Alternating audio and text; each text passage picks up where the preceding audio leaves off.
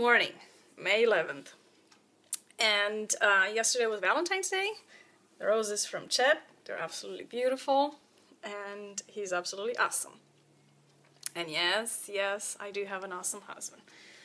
And I hope everybody else's husbands are treating their wives well, so their wives can say the same thing about them.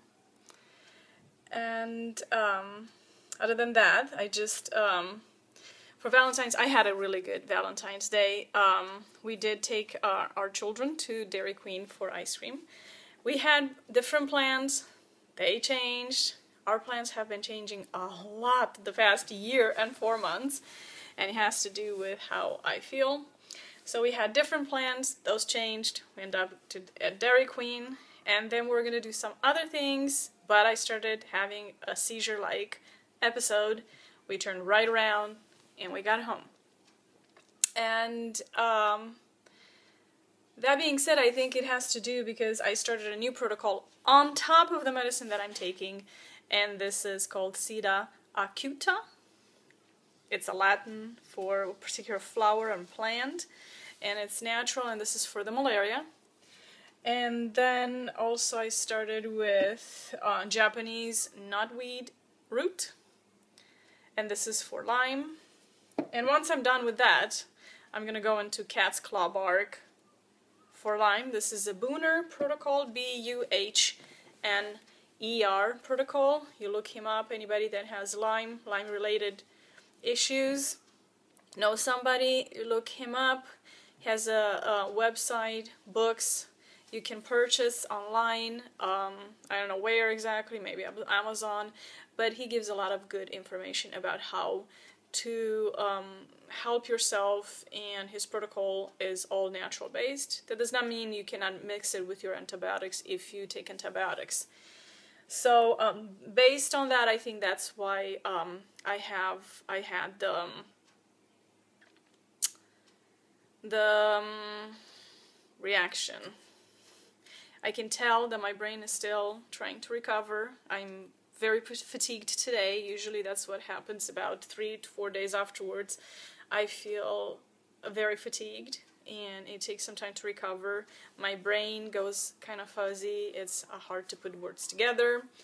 And I did put that online on Facebook right after I finished.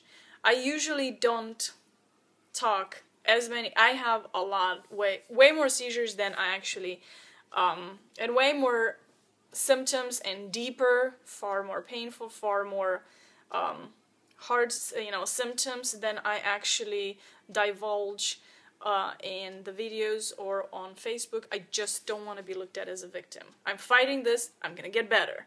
But I realized yesterday, what if somebody else is going through this and they think they're the only one that is, that are experiencing the hard parts of it, and they think, well, she seems to be doing good or whatever. No.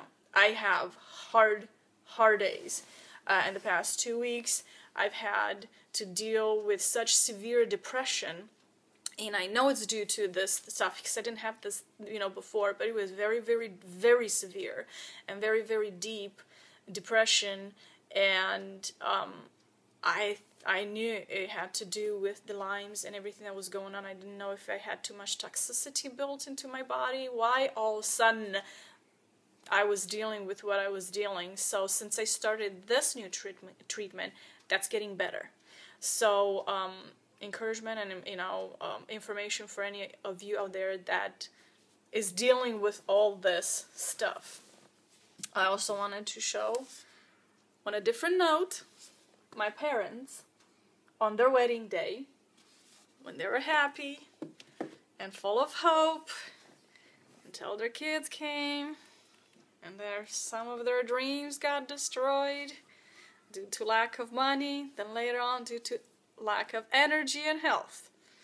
So yip-de-doo, this is what we do to our parents.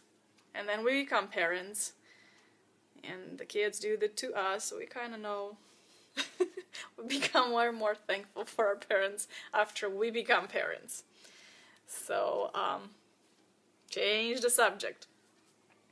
I'm gonna put the video on before this so you'll kind of have the reference and be able to understand what I'm about to share with you. I was jumping on the trampoline. I have a mini trampoline and I jumped. I used to jump all the time, a lot. I jump when I feel well, and I jump for however long I feel like I can stand. And lately it's about 5 minutes, 5 to 10 minutes, no longer than that.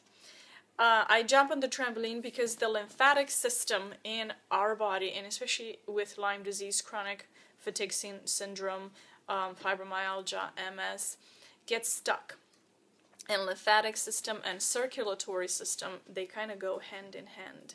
So the lymphatic system distributes nutrients, oxygen, of course, and nutrients to the circulatory system, and also collects the toxins away from it.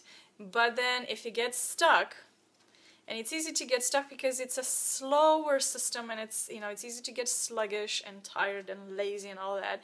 And it has to do with the fact that we don't breathe right. We breathe shallow, and we have to breathe deep. The deeper we breathe, the more we get the lymphatic system going, but we don't do that. And we also have to breathe from the gut, but us women, we don't like to show our gut because we think we're gonna look fat. And based on the cultural understanding, then and we suck in our guts a lot, which it's actually not healthy for us. I do it too, so I'm in the same boat as everybody else. And then it becomes a habit, and we just breathe shallow. Because of that, you have to get the lymphatic system going, and I have to get it because I have to get the toxins out. And I think the depression thing might have to do with that. It's a 20/20 catch. I don't feel well enough to jump on the trampoline. I don't jump on the trampoline. The lymphatic system gets sluggish, and so it gets worse and worse, and maybe accumulating more toxins.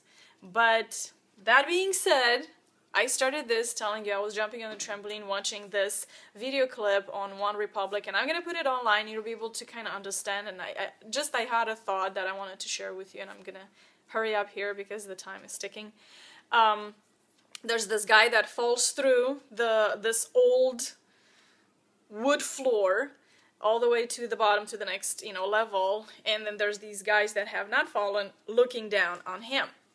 And a lot of times, if we end up being the ones that fall through, it's easy for us to ask, why me? What did I do? Why did this happen to me? And the people around that did not fall through and look down, it's easy to look, yeah, he did something wrong, or to judge and to have an assumption that the reason that person fell through, it's because of something he did, said, circumstantial, the way the decisions he made in his life to drag him there. That's partially truth. But there's also another reality. Those people, everybody was dancing. Everybody weakened the foundation of that wood support. So the wood, through the vibration of the falling and all that, everything is through everything in the universe actually has a certain kind of vibration to it. And you either strengthen it or you weaken it, because if there's too much and it's too intense, it weakens the joints of everything. I mean, we're all molecules put together anyway, and it can either weaken, disrupt things, or it can actually be good for us too. But everybody danced. Everybody weakened that wood support, and it just so happened that guy fell through. So my thought for myself, and if you want to take it, you're more than welcome, is how many times have we weakened somebody else's foundation by putting too much pressure on it, or putting pressure in the wrong way? And how many of other people around us weakened our foundation that way, and once we fell, we took the whole responsibility, not realizing we have a partial responsibility, unless you have full responsibility, unless you did something stupid and I did something stupid and it's all my fault. But there's also the other side where it's not necessarily all of our faults, and it could be partial fault. Anyway, so I just wanted to kind of give that as a thought and realize that don't blame yourself so much for certain things, because it might not completely be your fault. And have a great day. God loves you. Don't forget that. Bye.